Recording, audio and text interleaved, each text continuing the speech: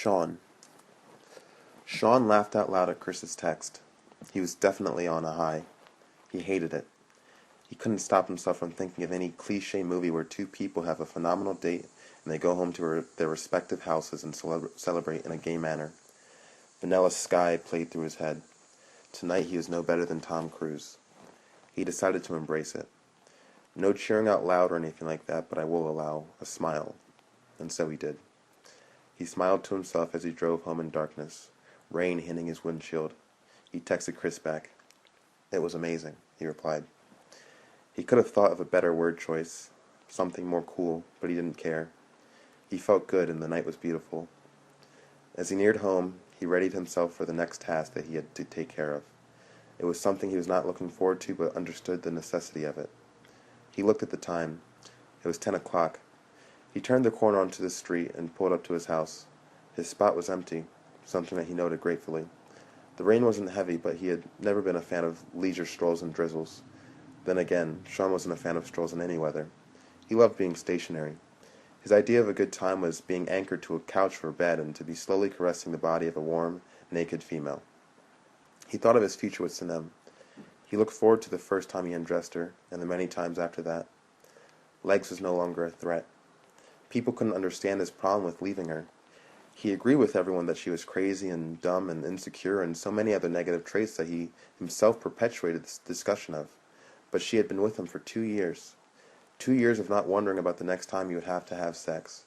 2 years of not having to manipulate a girl into giving him head. His sexual needs were completely satisfied by her, and even more so of lately. He shuddered at his most recent memory of her. That was one for the history books, he thought to himself longingly. He tried not to dwell on any of it. He had to move forward, and he had to take care of something. He set his teeth and set off towards his home in the rain. He reached his door after climbing the wooden steps. Legs had always told him that the last step needed to be taken care of. It wobbled when anyone stepped on it. He was still waiting for that catastrophe rather than fixing it. He entered the house and closed the door behind him. He proceeded up the steps slowly. He looked at the ugly green carpet. He would have to clean this whole house before he let Sanem step foot in it. He was fine with that. He reveled at the chance to finally be a good person, someone with a clean house and a college degree. That's why the date had left him so excited. He knew that she would be the one to give him that drive. She would give him the incentive to wear nicer clothes and get haircuts more regularly. Legs couldn't do that. She complained about his sloppiness and lack of motivation to do anything productive, but that's all they were, complaints.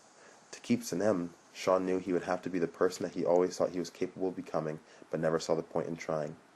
This was his chance, and he couldn't let Rich stop him. He walked up to his brother's closed door and knocked gently. "Open," said an indifferent voice coming from beyond the door. Sean opened the door quietly and saw his brother lying in his bed, in the same dirty sky-blue robe that he had been wearing before he went to lunch earlier. He had a maroon 5 shirt on underneath it, and his gray boxer briefs did nothing but showcase his extremely hairy legs.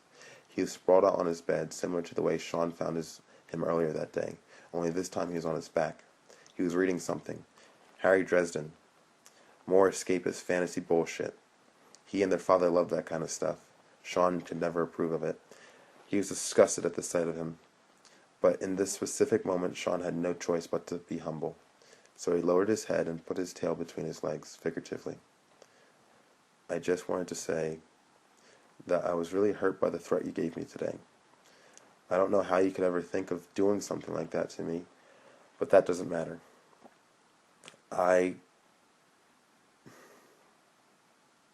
What I want to know is that I just got back from my second date with Sanem. I really, really like her, Rich, and I promise you that I'm never going to see Jess again," Sean said sincerely.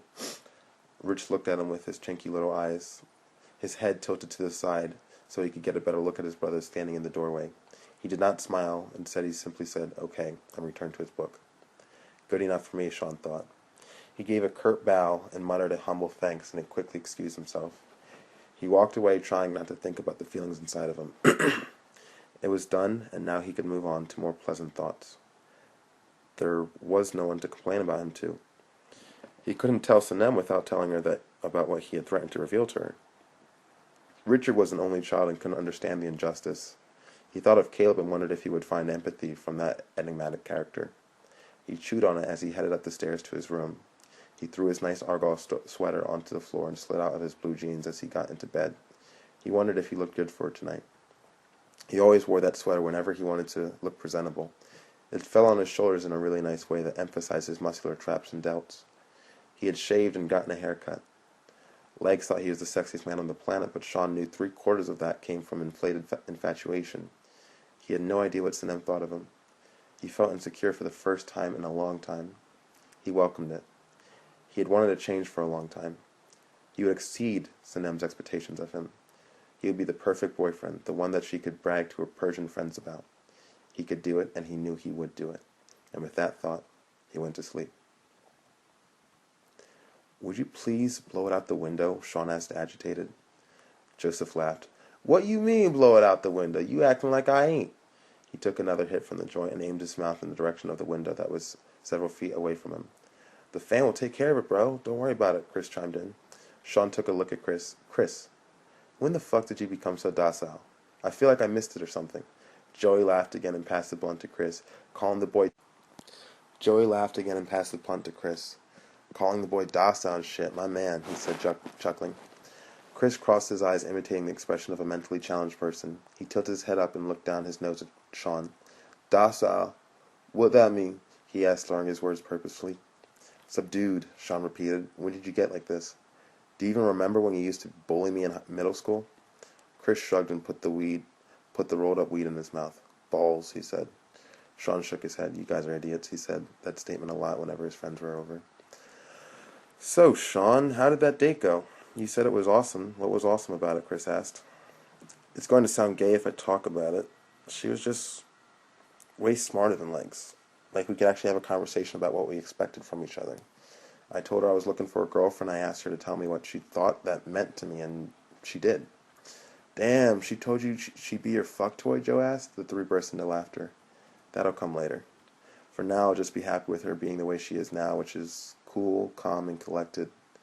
I see myself having nice times with her," Sean said. "That's cool, man.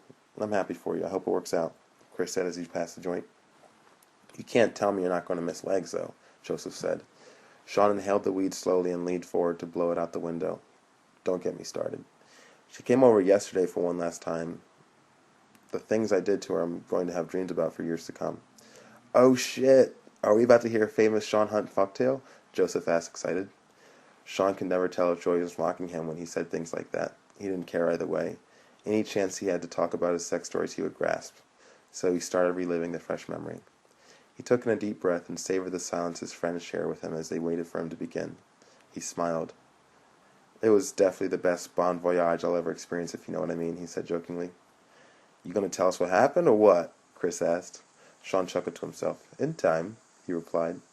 "So a couple nights ago I was trying to get rid of her permanently so I could clear the way for Sanem. She was sitting where you are right now," he indicated to Chris. "And I was telling her it's over and that I don't want to use her as my own personal whore anymore." "You said that to her?" Joseph asked. "Joe, she knows what she is. That's half of the fun, calling her a whore to her face and her accepting it," Sean stated. He was being patronizing and knew it. Even as he gave the prelude to the actual event, he could literally feel his heart and his chest beating faster and harder. Soon he would have an erection. He shook his head. There was something seriously wrong with me, he thought to himself. Yet this was the moment where he could be himself. He was among friends. Joe whistled.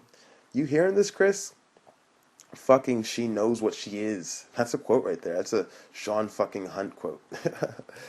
This is a pretty dope. That is a pretty dope ass line, I must admit, Chris said, laughing, reaching for the joint again. "Okay, so she won't take no for an answer. She's convinced that someone else is involved and won't leave until I tell her who. Now I'm thinking if I tell her about Sanem, she might go to my place of work and stalk her or something. I don't know what this girl's capable of. But I had to give her something, so I told her I fucked my ex-girlfriend Alexis, which was true, mind you. You should have seen the way I said it, too. I look like, I don't know, some cool guy who's used to saying cool shit on a regular basis. She leans forward and slaps the shit out of me." Joseph kicked his feet in the air in delight. It was a new gag he had been doing for a couple of weeks now. He looked like a little kid, but Sean was sure that was kind of the whole point. He continued, "So then she starts walking around literally screaming at me, crying, just uttering guttural noises interspersed with, 'How could you do this to me? How could you do this to me?' And the whole time I'm thinking, I hope she doesn't break anything. That was a pipe dream. So first, she takes off the ring I got for her, her birthday and goes, "You can have your fucking ring back, liar," and proceeds to throw it in my face. Then she stomps off downstairs, and I don't hear anything for a while. I start listening for the door to slam, but it doesn't come. Instead, I hear more sobbing. Alright, now pay attention, because this is where it gets really funny. She stomps back up the stairs to curse me out some more. "Seriously, how could you do that to me? Answer me, I want to know. How the fuck could you do that to me?" By this time, I'm already pissed off because she slapped me. So I told her to get the fuck out. So this is what she does. She walks over to my nightstand in my bedroom, goes in the drawer, and grabs my box of condoms. Then she stomps down the stairs again and says to herself, laughing, I repeat, says to herself, laughing, "Hope you don't get AIDS, bitch." Sean ended that part and waited for the anticipated wave of laughter from his audience. He was not disappointed. Joy rode on the floor holding his stomach as he wailed. Chris was out of breath, tears forming in his eyes. This is what Sean had to contribute to the group. Fucktails. He went on. "I want you to catch your breath first, because it's not over. Seriously, as it was happening, I thought of the next time we would get together so I could tell this story. Oh my god. Okay, so, she says that, and then she's already made it downstairs for the second time in 2 minutes. All of a sudden I hear her ripping the box to shreds, and then her voice travels up the stairs, this shrill fucking voice at the top of her lungs. "It's fucking empty? No! Oh my god, this is too hilarious," Joseph said in between more bursts of laughter. "I can't handle this." Chris was shaking his head, wiping the tears from his eyes. "Fuck, man," he said. "This is absolutely ridiculous." So long story short with that one, she actually ends up exiting the house with a long-awaited loud door slam. Mind you, it's 10 o'clock at night and I have neighbors sleeping below me. Then she comes back in, screams some more, and then leaves again. Now you know why I didn't tell her Sanem's name. She might fucking murder her. She might murder me for all I fucking know. What a ridiculous story, Joseph said as his fits of laughter finally subsided. "So how did you end up fucking her yesterday?" "That one's really cut and dry. She texted me 2 nights ago apologizing for her behavior. I was like, whatever, as long as you know it's over between us. Then she asked if she could come back and get the ring she threw at me. I thought about saying no, but I didn't really give a fuck. I lost the receipt, so it wasn't like I was going to get the money back." "How much was it?" Sean asked. "$200, Sean replied. Joe shook his head. "That sucks, man," he said. Sean shrugged. "I've wasted more money on bigger things." Like No Haven, Sean thought to himself. So anyway, I told her she could come and get it tomorrow, which was yesterday. So yesterday she texted me asking what time she should come by and pick it up. But in the middle of that, she dropped a line about offering to suck my dick one last time. "What was the line?" Joe asked. Verbatim, the text read, "So what time do you want me to come suck your dick?" "Oops, I mean pick up my ring, LOL," Sean said. Chris could not stop shaking his head. He reached across the table and grabbed Sean's hand and said, "That's just wrong, man. That's just fucking wrong." Right? Sometimes I question what a different guy would do in these circumstances, but then I think a different guy wouldn't have created these circumstances. She sucked a dozen dicks before she got to me, for Christ's sake. I must have been the dumbest guy in the world to make her my girlfriend. "Yeah, but you got what you wanted in the end, though," Joe said. True that, Sean nodded his head. Silence took the space of dialogue for a minute. Each person seemingly lost in their own thoughts. Sean thought about how happy he was having gotten out from under that situation with legs. Every time he had a relationship with a girl, at the end of it he always praised the powers that be for nothing life-changing having happened. No babies, no STDs, besides HPV, but Sean did his best to sweep that one under the rug. His own friends didn't even know about it, save Richie Boy. Sean felt as he had last night, happy to have made it out alive and whole. He sat back in his cushioned armchair. "Fuck, I'm high," he muttered to himself. "So what happened yesterday, the old wham bam thank you ma'am?" Joseph asked. "A little bit of this, a little bit of that. She came over, I told her to get on her knees in front of that door with the mirror downstairs. She had the gall to ask for the ring first. Did you give it to her?" "Yeah," Sean said sheepishly. I thought about being an uber dick and telling her to shut the fuck up or some shit like that, but even I have my limits. So I gave her the ring and told her to get on her knees. She slipped it on her finger right before she started, which scared me for some reason. Oh yeah, she came in and never looked as hot as she did. Fucking high heels, tan, toned body, short-ass jean shorts, and a pink tank top. Oh, and no stupid glasses. She looked super fuckable. Even if I had decided not to have sex with her, when she arrived looking like that, I would have had to change my mind. Damn, legs a hottie, R.I.P., Joseph said with a smirk. So she gave me head. I'm using the word head to put things mildly, of course. A more accurate description of it would be throat demolishment. Joseph resumed, kicking his legs. "No," he said gleefully. "My man called it throat demolishment. It was good, man. It was really good. Really, really good. The whole time I was watching it happen in the mirror, too, looking at her tanned fucking legs on her knees with a black pole sticking out of her mouth. Sean closed his eyes, remembering the vivid details. It almost hurt. Chris spoke up. I feel bad for you, man. Sean opened his eyes. Being under the influence of the narcotic had made him feel like they had been closed for an hour. The world returned to him in a startling manner, recognizing the faces of Joe and Chris as he hadn't been in their company for the past hour. His brain echoed that last comment Chris made. I feel bad for you, man. Sean realized that was addressed to him. He looked at Chris regretfully, abandoning his focus on the splendid memory, and asked, Why is that? Because that's you at your highest sex moment, and now you're quitting cold turkey. More like cold Persianing. That's not going to be good. Not going to be good at all, Chris replied. Sean nodded his head in solemn agreement. He had been thinking the same thing. Even if Sanem wasn't a virgin, he was sure she had only had sex scarcely. She'd be nowhere near ready to please him in the same way that Legs had. But he was the one who made the decision. He knew he could handle it. He had become a pro at burying desires. Before he could reply, his phone started ringing in his pocket. Sean High was not very coordinated. He fumbled around as if he had just woken up, his fingers searching for his phone. He saw who it was and answered excitedly. Richie boy, are you here? Sean explained into the phone. Yeah, we're at your door, Richie said. Richie was Sean's favorite person to hear on the other end of the phone. He replied, I caught the we in that statement. Did you bring who I thought you brought? Sean asked. There was silence over the phone for just a heartbeat, but in Sean's head he envisioned Richard giving a quick annoyed eye roll, an expression that he was famous for whenever the two interacted. Sean was even more hyper-aware of Richie's irritableness when he was high, not that it changed his behavior, however. If you're thinking I brought Caleb, then yes, you're right, Richie said into the phone. Well, what are you waiting for, an invitation? Come on in, the door's open. Sean took great pleasure in knowing how to press Richard's buttons. He hung up the phone and stood up, stretching. Richie's downstairs. Are we done with this or what? It was Chris who replied. Yeah, we're out. Snacks? Joseph asked in that simpleton manner he always did. It was a vicious circle, this group. Every person antagonizing someone else, and around it went. Snacks, Chris said, encouraging Joey's behavior. Sean led the train from his third floor down the stairs and into the long green hallway. Richie and Caleb were already coming up from the first flight of stairs. Sean caught Richie in a bear hug before he could make it to the last step. Richie boy, he said. It's always nice to see you 2 days in a row. It's a pleasant treat. You too, buddy, Richie said, gently patting Sean on the back. Sean let him go and looked at Caleb, slowly sizing him up. Nice seeing you as well, Caleb. How humble of you to join us here, my humble abode. Sean feigned courtesy, and he even added to the joke an exaggerated bow, to which Caleb laughed. Nice to see you too, man, he said. Refreshments are in the kitchen, Sean said as he led the way. The five of them entered. Chris and Joseph squeezed their way past Sean to sit down at the table. Immediately they began tearing into the bags of Taco Bell they had acquired before coming over to Sean's house. It was part of a trend that Sean had started taking note of a month or two back.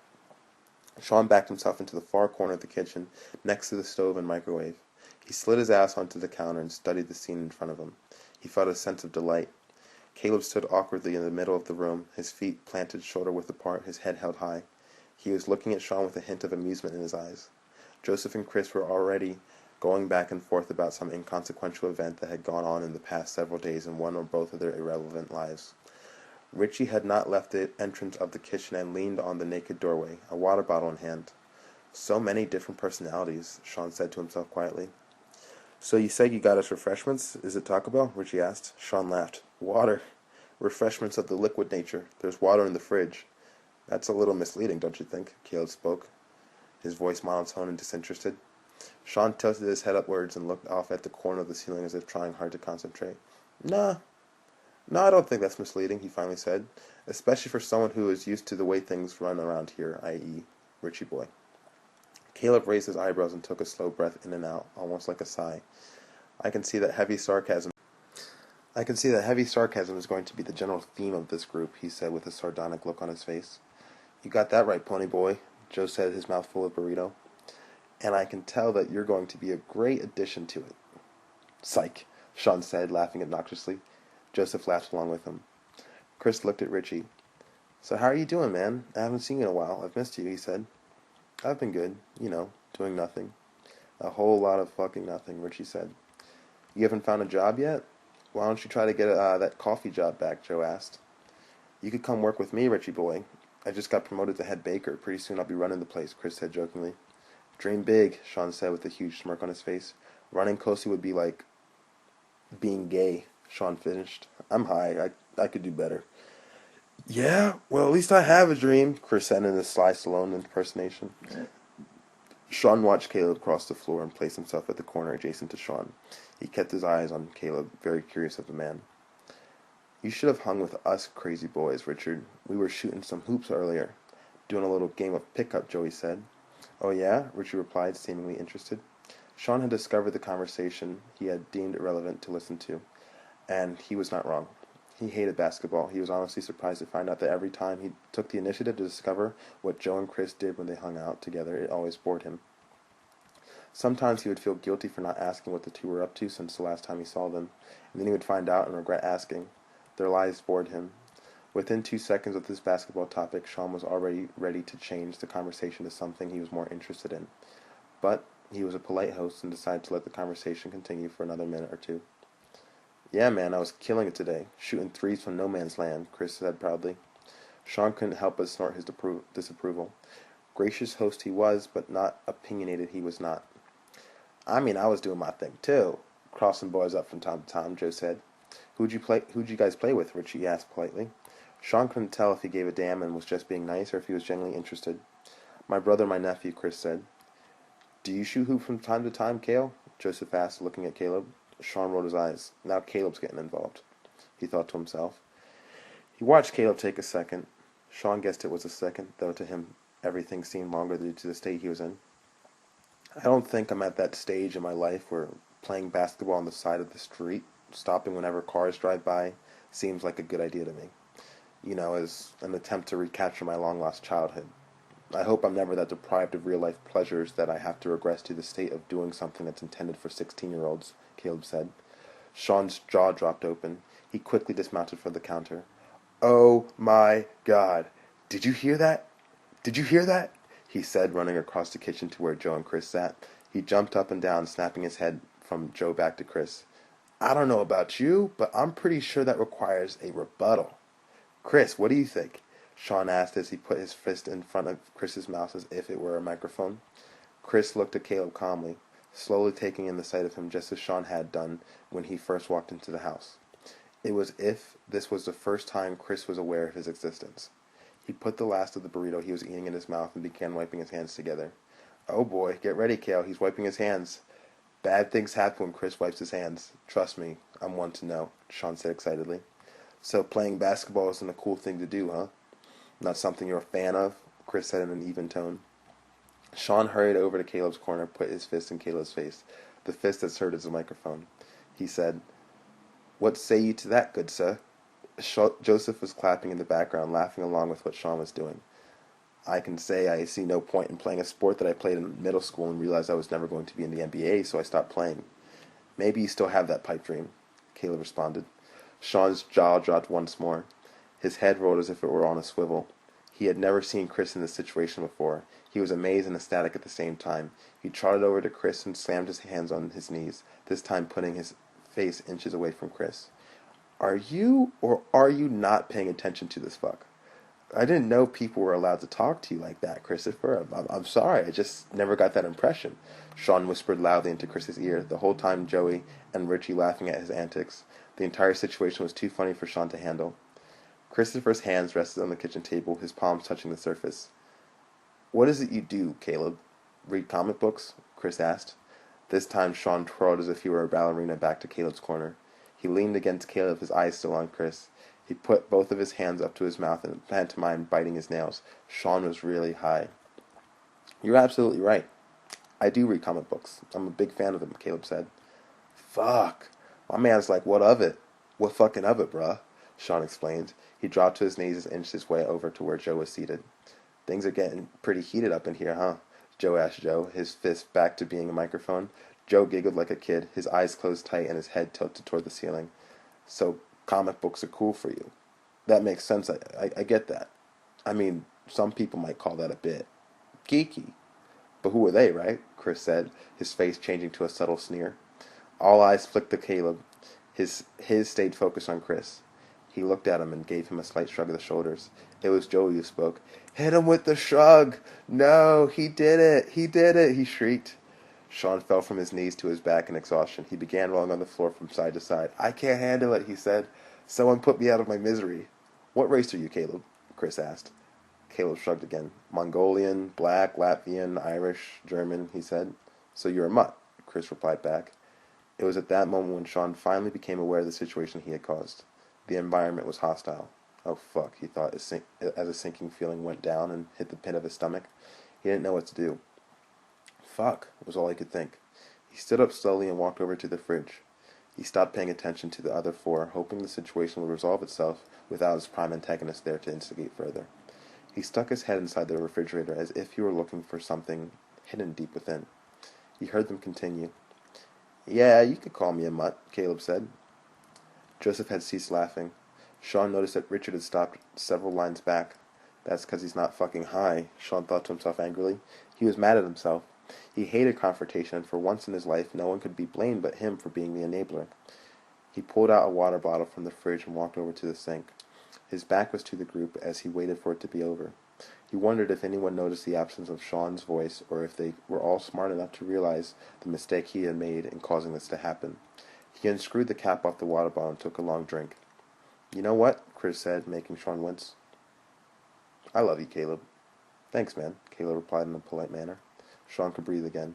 He placed the cap back on his water and turned around. Time to change the topic, he thought. "So, when are we finishing the Dana situation, Joseph?" Sean asked in a sincere manner. "We're filming Richie's scene tomorrow. We just have to pick a day where everyone is off to do yours," Joe replied. Sean snorted at that, even though he was happy to direct the conversation elsewhere. "Well, I've had the same days off for the past 6 months, yesterday and today, so I know I'm not the problem," Sean said. "But not everyone has those days off, do they?" "We're making progress. After we get done Rich's scene, the rest will go by very quickly. By the way, Caleb, I had you in mind in being in one of these. You'd kind of be like this shirtless extra at Sean's house. Sound like something you'd be down for?" Joseph asked. Caleb shrugged. "Unlike most of the people here, I don't work during the summer, so I'm free whenever." Sean cut in. "I'm just saying it sounds like stupid logic to me, man. There's no reason why we couldn't have had this whole thing done a month ago. Just do what I did. No Haven was filmed in 5 days back to back. Granted, I was on the fucking ball, but there's no reason why you can't at least try to emulate my productivity. We could have this thing done in a day. Next weekend we could do it," Sean said. "That seriously would be awesome to see this one done. It should be good," Chris chimed in. "That's one vote right there, and he's the main actor, for some reason. You got me on board, obviously, and you got little Richie Rich over here, who does nothing all day but watch porn and Netflix." Richie took a swig of his water and finished with a satisfied "ah," then said, "That's true. That's very true." "So what the fuck, man?" Sean asked, walking over to Joseph. "We all work. Just because you're off every Sunday and Monday doesn't mean we all are, man," Joseph said. Sean could tell he was starting to get a little irritated, though Joey did a better job than anyone at hiding it. "I'm just saying, tomorrow you guys are going to film without me, by the way. You're just going to finish it and go home feeling good about yourselves. GT is going to edit it in a couple of days, and then you'll feel even better about it. My problem is that you're moving too slow and getting too complacent. It's going to get done, and you'll just be happy with yourself for another fucking month. It's ridiculous." Sean paused for a second and added, "Hey, Caleb, just checking in. What day is today?" Caleb put his hands in surrender. "Don't involve me in your wisely squabbles," he said, grinning. "I have work in an hour. Sean, I know you haven't had your face on camera for a while, so you're probably suffering from withdrawal, but it's not that easy to schedule film dates anymore," Joseph asked, looking at Chris for support. "Killed him," Richie said under his breath. Sean gave up. It had always been impossible to have a serious conversation with Joseph. It was a good thing he stopped caring. "You said you had work in an hour?" Chris asked. "Yeah. Hopefully the weed will have run its course by then. Or is it ran? I always got the two verbs mixed up." Sean jumped up at the chance to quote one of their old films. "Rich would know," he said gleefully. "Rich would so know," Chris finished. Richie burped and raised his hands. Guys," he said, "I'm like literally right here." The four members of YFC laughed amongst themselves. "Fucking young folks comedy and their inside jokes. No wonder you guys don't have friends outside of your circle," Caleb said sarcastically. "Ah, don't worry, Cale, you'll catch on," Sean said as he crossed the room to hit Caleb on the shoulder. "I mean, you'll probably never be as funny as me, but you might be able to squeeze out the lesser beings." Cough, Richie, cough. "Yeah, fuck you too, Chocolate Boy," Richie said, half annoyed and half joking. "No, but seriously, we should probably go, though. You still gotta take me home and whatnot," Chris said. "Yeah, that's a good point." We should probably dip on out of here, Joe replied. Chris stood up first, followed quickly by Joey. Sean noticed that both of them had left their Taco Bell wrappers on the table. He shook his head. The trash can was literally right next to them. He had known them both for a very long time and had become accustomed to their rude behavior. He tried to get over it. At least he had Richie.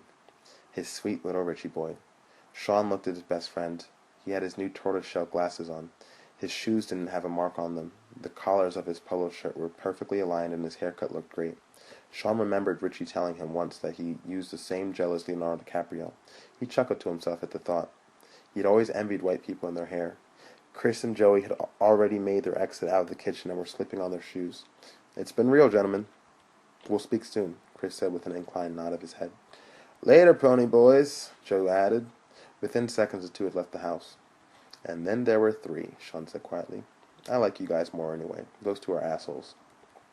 "I'm sure there's some part of you that actually feels that way," Caleb said, taking the chair that was formerly inhabited by Joseph. "Actually, Caleb, we should probably hit the road too. It's almost 4:30, Richard said, looking at his phone. Sean looked at the two of them disappointed. "Where are you guys trying to go? You just got here." "We're going to see Taken 2. I'd invite you, but..." Richie didn't have to finish his sentence. The look on Sean's face was that of comic disgust. All of his features were scrunched to the center of his face, accentuating his already prominent nose. Caleb burst out laughing. "You look like a child, man." "Oh my God, you're a character. What are you, about to throw a temper tantrum? What's wrong with Taken 2? Caleb asked after the laughter subsided. Richie answered for Sean. He doesn't like spending money on movies. "Unless I know it's going to be really good," Sean corrected firmly. "Yeah, whatever," Richie said with a quick roll of the eyes. Caleb shrugged. "Makes sense to me. I don't spend much money on leisure activities, so a B-movie once in a while I consider a small indulgence. But to each his own," Caleb said. He got out of the chair and strode past Sean and stopped at the entrance of the kitchen. "Well, it was nice of Richard to bring me to this friendly hangout," Caleb said. Sean detected a hint of sarcasm. "I can really see that the roots of this friendship run deep." "You bet your stinking ass I do, Cale." "So you got another thing coming if you think you can steal Richie boy away from us," Sean said as he jabbed a finger at Caleb's chest, making note to not actually touch him. He remembered how much Caleb hated that from the very brief encounters they had together in high school. Caleb laughed again. His face looked quizzical, eyebrows arched. "I didn't know that's what I was doing," Caleb said. Likely response. "There's no need to draw attention to it, Caleb. We can play this charade as long as you like." Sean said his eyes were closed to slits, imitating an expression of suspicion. "Don't I get a say in this?" Richie asked meekly. Sean kept his eyes on Caleb, keeping up with the intensity. "You just remember where home is, Richie boy. That's all you gotta do." "Is he doing some character that I'm not aware of?" Caleb asked, looking at Richie, still puzzled. "It's all a character." "It's all one big fucking character that is Sean Hunt," Richie sighed. "Okay, well, I'll see you later, buddy." Sean's expression changed in an instant. He became bright and sunny again. "See you later, Richie boy." "Nice seeing you too, Caleb." They exchanged their goodbyes and began heading down the stairs. Sean followed them to the edge of the staircase. "Miss you already," Sean called after Richie. They opened the door and left. Sean was alone, and high. This was a rare occurrence for Sean. Out of the dozens of times he had ever smoked weed, only once had he ever been left alone afterwards. He shuddered at the unpleasant memory. This didn't have to rule him, he thought to himself. He was older than he was before and more familiar with the drug. The world was his oyster. He walked into the living room and took his shirt off. He hesitated for a moment when he passed the door that led upstairs to his floor. It was a door with a huge mirror attached to it. He looked into the mirror and tried to imagine legs kneeling in front of him again. It was only yesterday that it happened. He closed his eyes and tore himself away from the door. He shuffled quickly over to the couch and plopped himself down. He had so many options. He could watch a movie, play a video game. He could even sleep if he wanted. He shook his head at that. He had never understood why people would get high just to sleep. It seemed like a waste of $20. So he crossed sleep off the list. He let out a deep breath that no one could hear and put his back against the couch. His head fell back and he stared up at the ceiling. Sean had never been too good at being alone. The concept of not having an audience had always scared him. No one to laugh if he tripped and fell, besides him. He didn't require a big audience, just an attentive one that had come to see his show and no one else's. He had gotten it from his mother for most of his life, all the attention he could have asked for. Then his parents separated and her mother became distracted with her husband, Sean's father. So he replaced his mother with Legs, and she succeeded even better than her. Legs was the best audience member he could have ever asked for. He chuckled to himself silently. This is what he chose to think about when he got his chance to be alone and high. Legs. Let's change gears, he thought. He dissolved the images of his past from his mind. He swatted at Leg's smiling face with his hand and shook his head, finally clearing away all of those good, warm memories he would never have again. Sanem, he thought. Sanem. She was his future. He would have to work for her attention for the first time in his life. He would have to work. His smile wasn't good enough. His abs weren't either. He had to impress her with things like a college degree and nice shoes. He made a mental note to talk to Richie about where he shopped for his clothes. He'd be spending money on that kind of stuff in a month or two. He could bet on that. He didn't care. He thought of texting her but quickly decided against it. She hadn't texted him since their date the night before, and there was no way he was going to be the one to break the silence. She was a tough one. He had never dealt with such a strong-willed girl before, but he graciously accepted the challenge. Sean smirked to himself in silence. Things were going great this summer. It had been a long time since he felt good about life, but he couldn't deny that he did at that moment. He was excited for the future. He was excited to go to work. The thought shocked him. He was excited to go to work. He was excited to go back to school. He was excited for his first kiss with Sanem. He had already planned out the whole evening. It was going to be a week from last night. He knew the conversation they would have leading up to the kiss. He thought about the position they'd be sitting in, and the location. He even thought about the weather and the music he would play in his car as he drove to the place. He smiled, wondering what people would think of him if they could live inside his brain for a day. He had to get another one-on-one with Caleb soon. Sean knew he would get a kick out of hearing what the guy would have to say about him. Caleb. Now that's an intriguing fellow, Sean thought. His memory flashed back to what happened only an hour ago. The almost violent confrontation between Chris and Caleb. Sean wondered if maybe he was overestimating just how hostile the situation had become. He had never seen Chris get so defensive, not since middle school. He had become a good-natured soul in his maturity, which surprised Sean to no end. He needed some validation. Maybe he was overreacting. Joseph. His ears rang with the name. He was confused. Did I just say it out loud? He said to himself. He laughed. That time I did. He reached into his pocket and pulled out his phone. Legs had texted him sometime during all the goodbyes.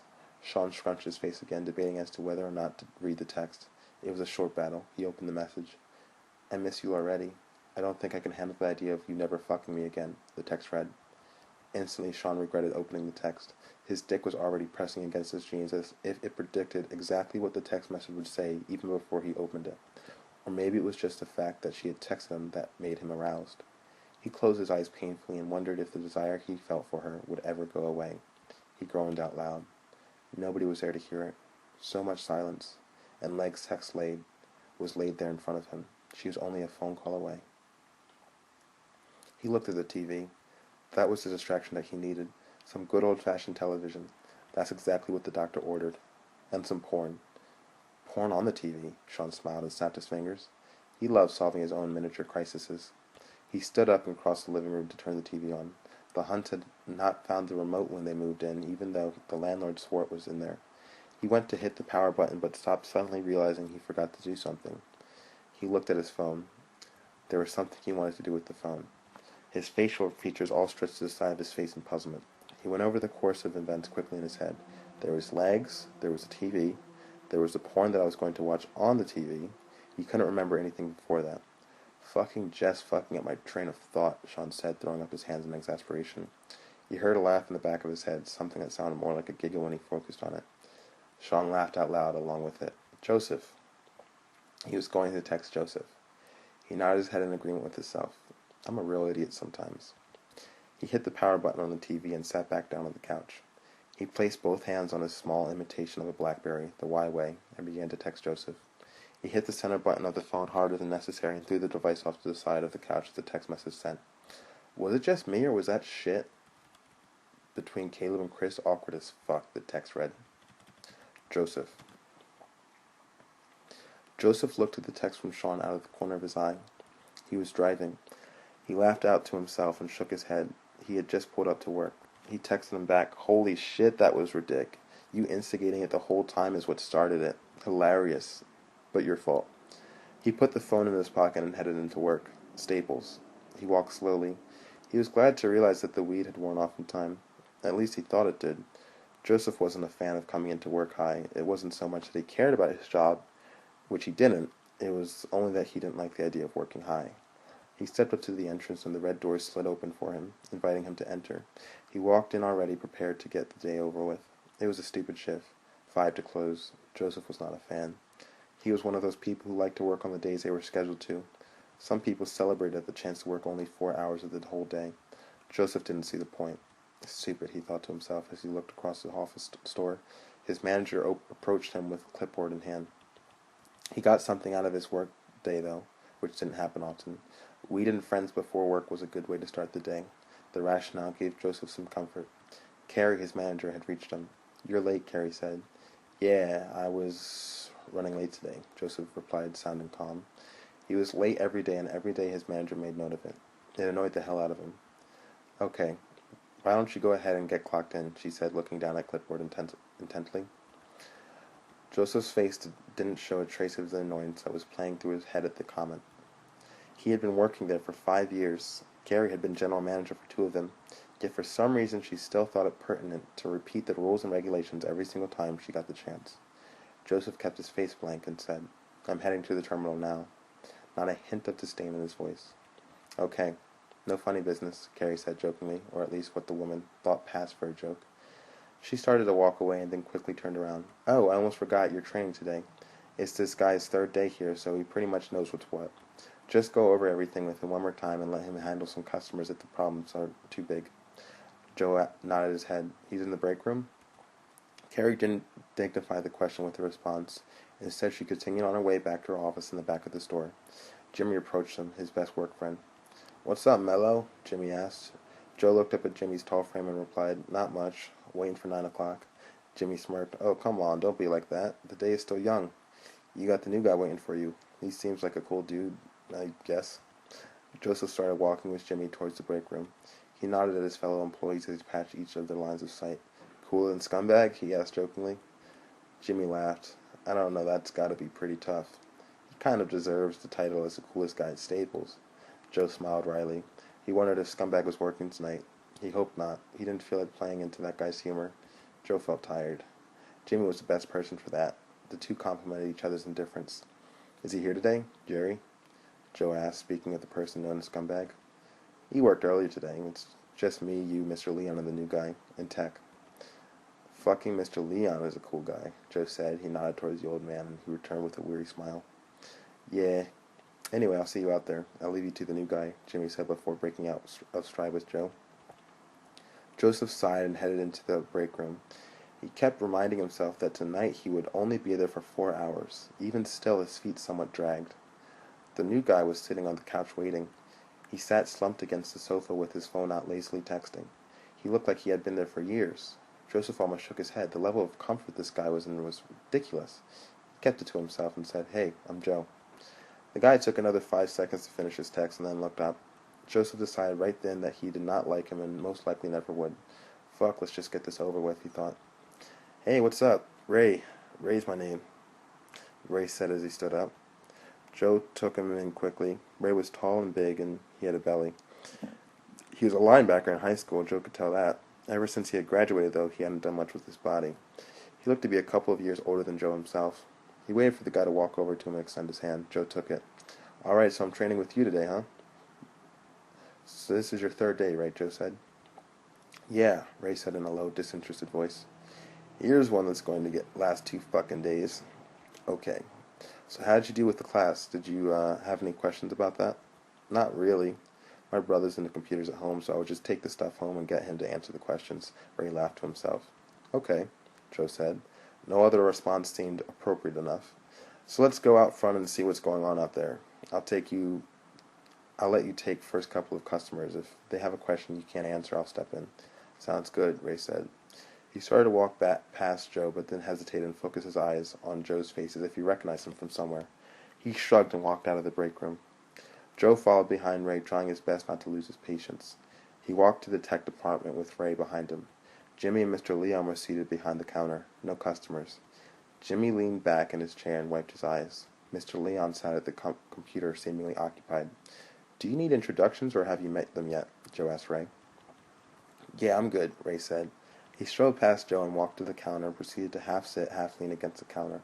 He crossed his arms and waited for further instruction. "What school you go to?" Jimmy asked Ray. RV. Down the street. You? Ray replied. I moved here from Maryland 2 years ago. I went to school there.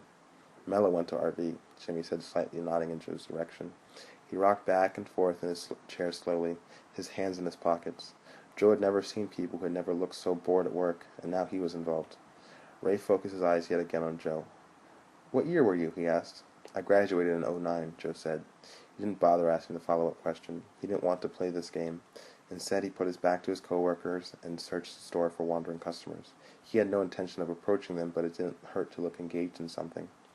Yo, it's so fucking weird, but I feel like I know you from somewhere. Do you have a sister? Ray asked. In his head, Joe was thinking several thoughts. This guy thinks he fucked a sister that I don't even have, was one of them. Another one was the dreading of the inevitable reveal of where the guy recognized him from. He had been in this situation many, many times in the past several years. This year, though, it was finally starting to get old, especially when it came out of the mouth of a fat loser. He refused to help him out. He shook his head to answer his question and waited for the gasp. Joe could almost hear the guy trying to piece it all together. After a minute, it clicked, then gasped. Then his voice came out, excited. Yo, you're from Young Folks Comedy. Holy fuck, I can't believe it took me that long to figure it out. I was watching your shit last week, man, Ray exclaimed. Joe knew he had to give him some acknowledgement now. He turned around and looked at him and said, Oh, that's where you recognize me from? He tried to sound surprised. Ray looked at Jimmy. Yo, this guy is funny as hell. He's got this group that makes videos online, like funny-ass YouTube videos. Y'all guys are the shit, Ray said. Jimmy nodded his head. Ray wasn't the first new person who graduated from RV.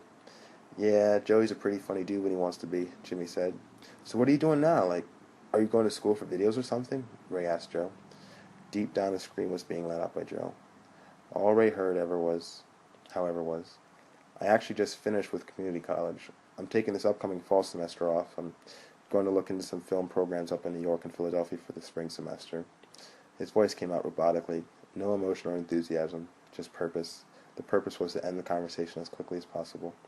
That's cool, man. You guys are good. My brother was in your grade, or a grade below you, I think. He showed me RV's finest. That John was hilarious, bro. That's messed up, the way they made you take it down, Ray said. This old conversation. Yeah, but it was a long time ago. We've made better things since then, at least in my opinion, Joe said. So you guys are still making stuff? Ray asked. Joe thought for a second about his current film project. It was supposed to be a mini web series, complete with 5 episodes. Joe had extremely high expectations for it. He had completed 2 out of the 5 episodes. The last time they filmed was over a month ago, and summer was almost over. As often as we can, Joe said, hoping that answer would end the conversation. That's cool, man. If you ever need like a big-ass dude to be in one of your movies, I'll volunteer myself, Ray said, laughing. Okay, Joe said. A customer was approaching their department. Jimmy peered his head over the counter to see who it was.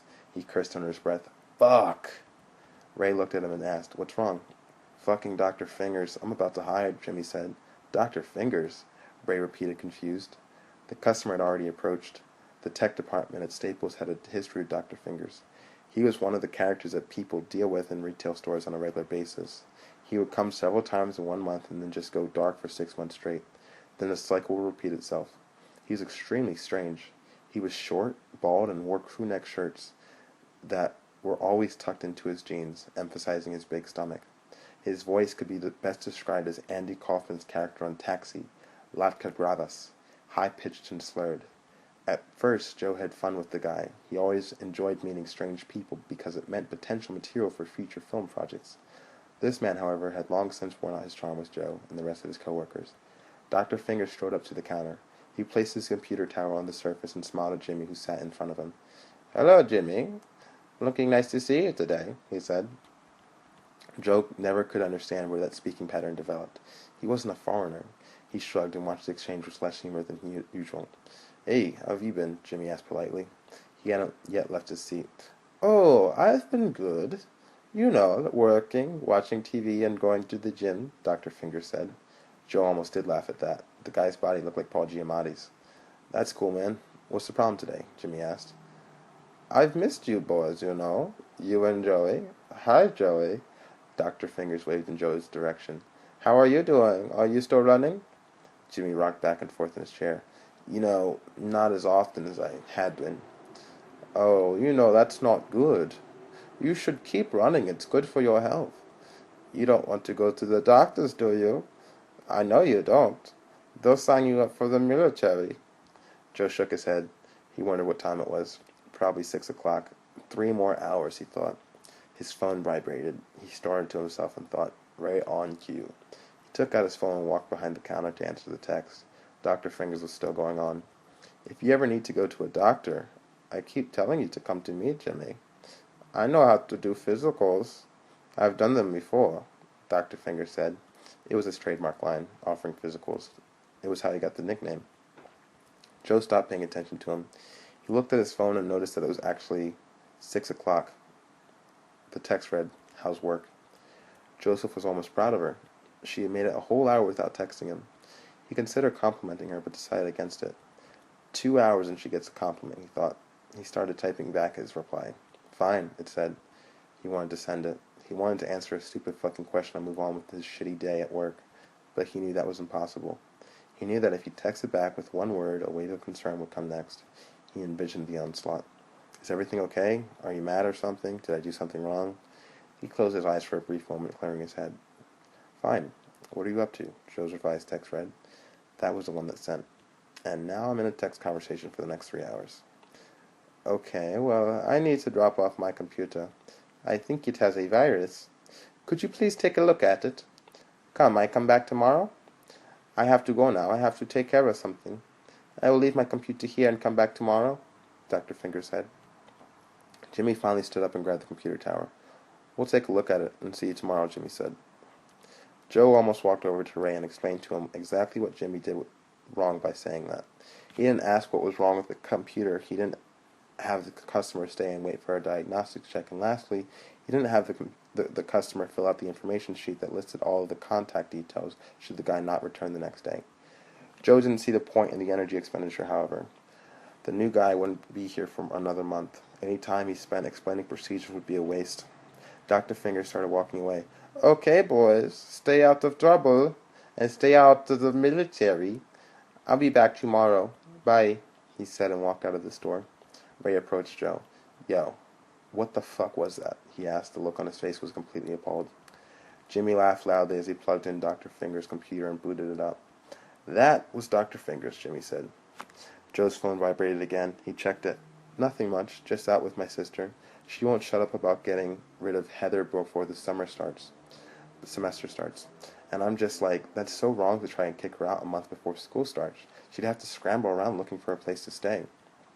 Yeah, tell her to calm down. Heather isn't even that bad from what I've seen of her, Joe texted back. Jimmy laughed again, even louder. Mello, you gotta come over here and look at this guy's computer. Oh my god, I can't believe he never gets this shit before, he said excitedly. Joseph walked over to the terminal. Ray followed. In front of him was what was on Dr. Finger's computer. His desktop contained folders and folders of organized porn.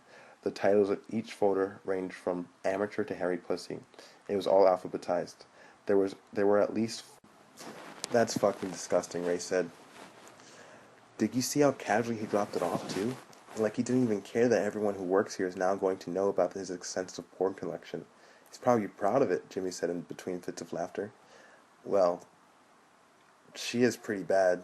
She brings in a new guy like every weekend, and they're always as sloppy as her. They leave the toilet seat up all the time. Another text from her. This one Joseph decided not to respond to. This is some pretty ridiculous shit, Joe said to Jimmy. I want to fucking punch that guy in the mouth next time I see him. He's fucking gross, Ray said. I'm gonna go take a shit. Joseph looked around to see if anyone else noticed the hilarity of that comment. Just him. He sighed and thought about the next day. Soon enough he would be making comedic gold with his group. That gave him comfort. So what do you think of the new guy? Jimmy asked. Ray had left. Joe shook his head in disdain. Who the fuck hires these people? Fucking idiots. I'm pissed because normally when I train somebody, I train them to be a better employee than me. That way the management expects more of them than me. But this guy is a waste of time. You know what he told me in the break room, Joe asked? What? This guy told me he would take the computer assignments home and give them to his brother to finish. He shouldn't be in tech at the least. He should be at the fucking cash register or in the storage department for that matter. Fucking idiots, Joseph said. He gave them to his brother? That's pretty hilarious though, Jimmy said, laughing. Joe shrugged and took Jimmy's seat while he watched him work on Finger's document. Anyway, are we hanging out tomorrow? Joseph read the text. I told you I'm filming tomorrow. I told you that 2 days ago, Joseph replied back. He couldn't help but feel a little smug. Everyone in YC agreed that filming was the most satisfying excuse to use as a way to get out from seeing their girlfriends. Jennifer was not Joseph's girlfriend, however, but the same rules applied. He rolled his eyes at that. She might as well be my girlfriend, he thought. She texts me every day and I see her every week. What does she not have that a girlfriend does? He wondered. He knew the answer even before he asked himself the question. A title. I thought you saw them today, Jennifer texted back. Joe's temper flared momentarily. Today I just hung out with them. That's a big difference than actually doing something productive with them. Depending on the time we get done, maybe I'll see you later in the evening. You see the Avengers yet? Jimmy asked without turning his head from the computer screen. I did. I thought it was a pretty good superhero film, Joe said. That's high praise coming from you, movie critic, Jimmy said. I mean, it doesn't beat Dark Knight, but it's a good movie. I liked it a lot. So did I, Jimmy replied. My girlfriend fell asleep, Jimmy chuckled to himself. Fucking females. Fucking females, Joe repeated. His phone vibrated again. Fucking females. Okay, I just feel like I never got to spend time with you on your day off anymore. You're always with your friends, the text read. Joseph had too many responses to that statement. He wanted to explain to her that she wasn't his girlfriend, that she was not allowed a certain amount of time in his life. He wanted to tell her that he had no obligation to spend time with her and that he only did see her when he wanted to. But he couldn't say any of that without her crying and cursing him out to her sister, who was most likely hearing about the whole text conversation even as it unfolded. So what Joseph texted back was much milder than what he actually wished he could say. You're right.